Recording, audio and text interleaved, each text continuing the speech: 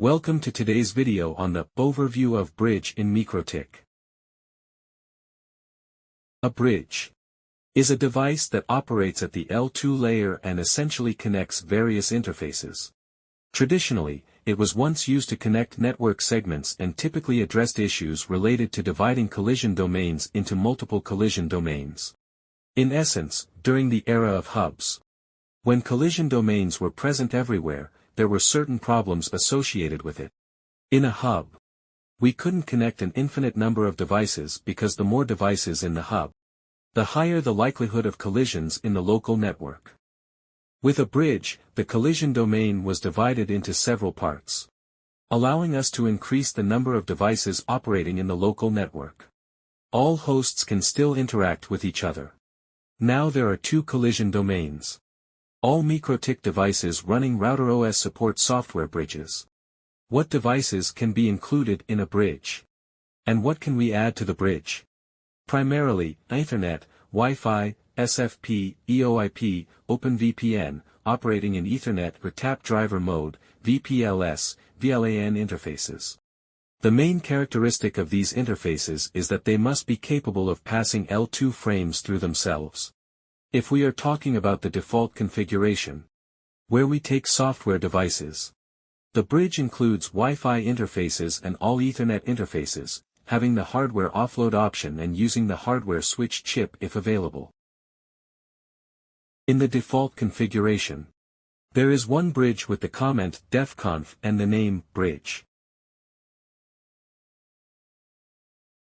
On the Ports tab, all interfaces added to the bridge are listed. In this case, all Ethernet interfaces, Ether2, Ether3, Ether4, Ether5, have been added. Ether1 will be used for Internet access. The Wi-Fi interface, LAN1, is included, and in the default configuration. LAN2 is also added. If a switch chip is present, it can be identified by the switch section in the main menu. Type equals Atheros 8327, switch chip model ports included in this switch. Ports included in this switch.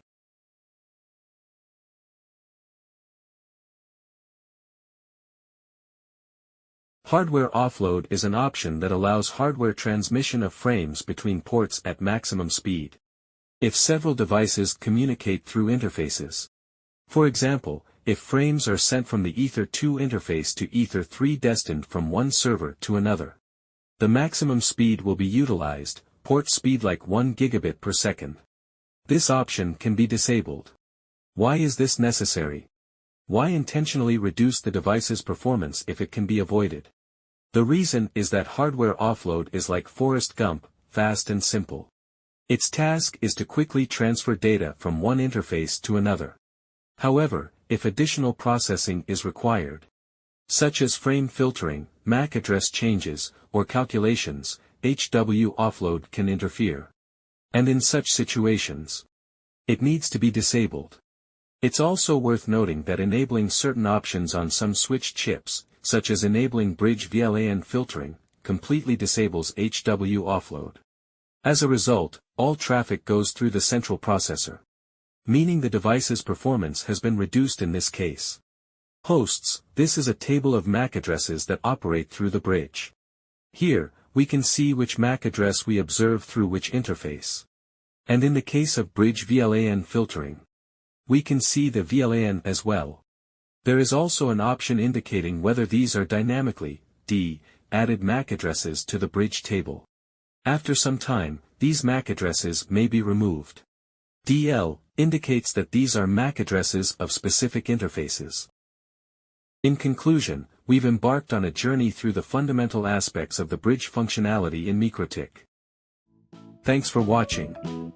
If you enjoyed this video, don't forget to subscribe and give it a thumbs up. Your support means a lot. Stay tuned for more exciting content. Until next time, take care.